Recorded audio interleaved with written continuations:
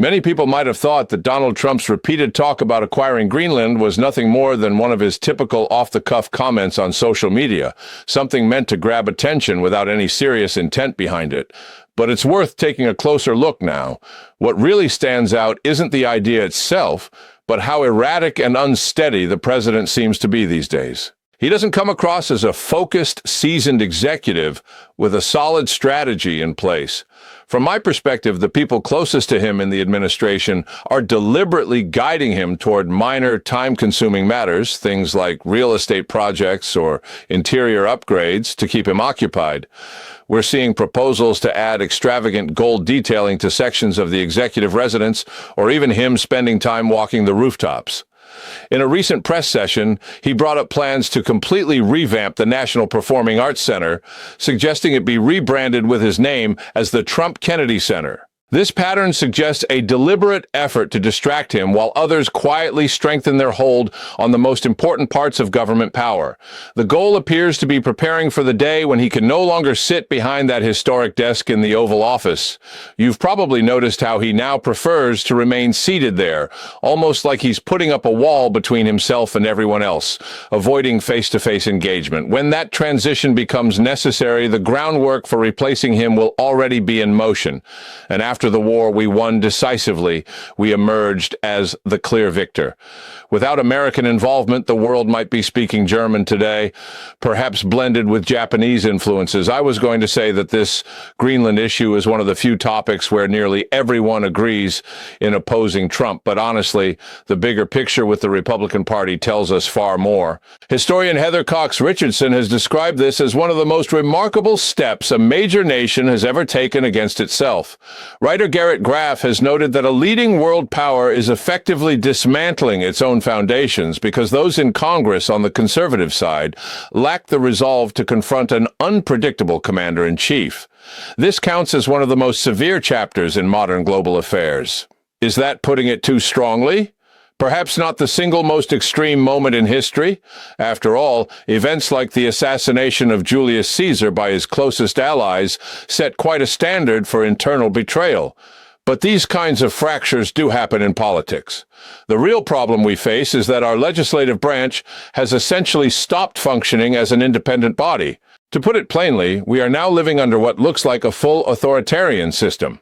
Members of Congress act more like a rubber stamp panel, similar to advisory councils in other tightly controlled governments.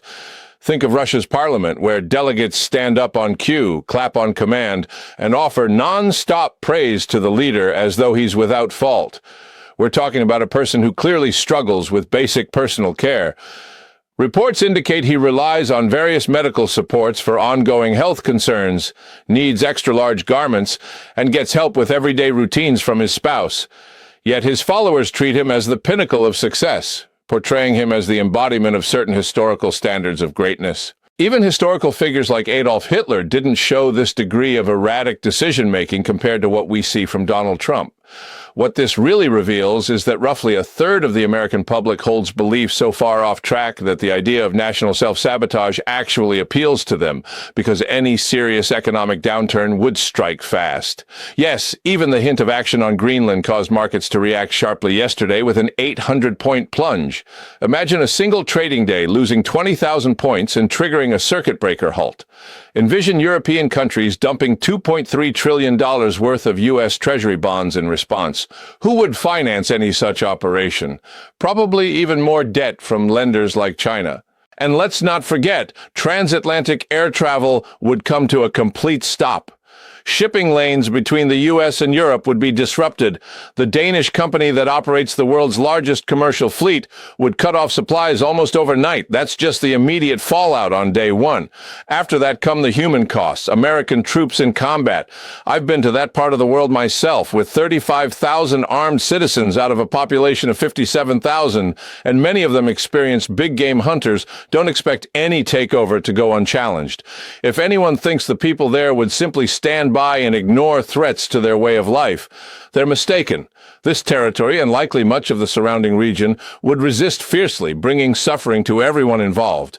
On the subject of Congress, security commentator Malcolm Nance has pointed out that America is caught in a dangerous psychological bind. The only people who could realistically stop this slide are those on the Republican side, but in today's political climate, showing the integrity needed to step in would mean leaving the party. Honestly, it might take only 3 or 4 principled members to cross over. If they did that right now and forced a leadership vote, someone like Hakeem Jeffries could become speaker in a matter of days. Why hold back? They're so committed to watching the country fall apart that they won't even consider stepping aside, forming a temporary coalition with the opposition, or declaring themselves independent. Instead, they seem determined to let complete collapse happen first. Of course, the news cycle moves so quickly that stories consume each other in hours.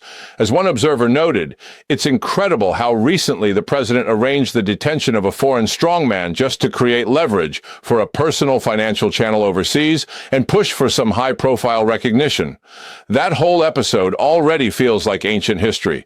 That's no accident. It's part of the playbook from figures like Steve Bannon. Overwhelm the public with nonstop chaos. The term for it is flooding the zone, constantly generating confusion and spraying it in every direction so people become paralyzed and can't keep up.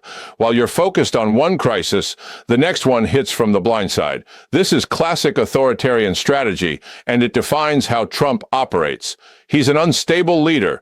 The one thing Donald Trump hasn't yet done that King George III did to the colonies is start producing strangely colored urine.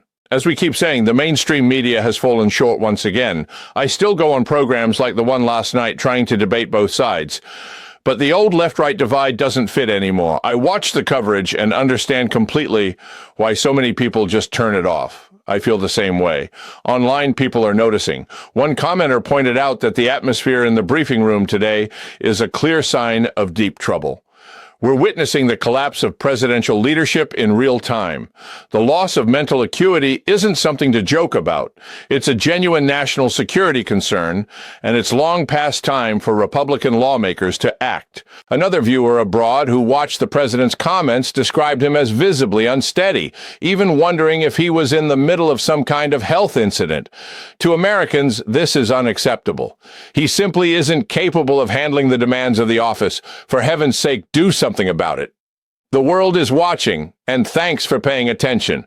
As for any possible operation in Greenland, I wonder if it might coincide with something major, like key testimony from a figure such as Jack Smith, to divert attention, perhaps even involving a domestic move into a city like Minneapolis. But specialized units trained for northern environments aren't likely to redeploy to urban zones. You don't send elite cold-weather paratroopers into a place defended by thousands of local forces experienced in tough conditions. This kind of military positioning does create options for action in that region, though. Let me leave you with one last thought about the media.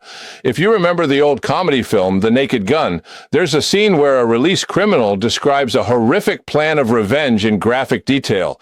The journalists pause for a second, then ask, "Do you bowl well?"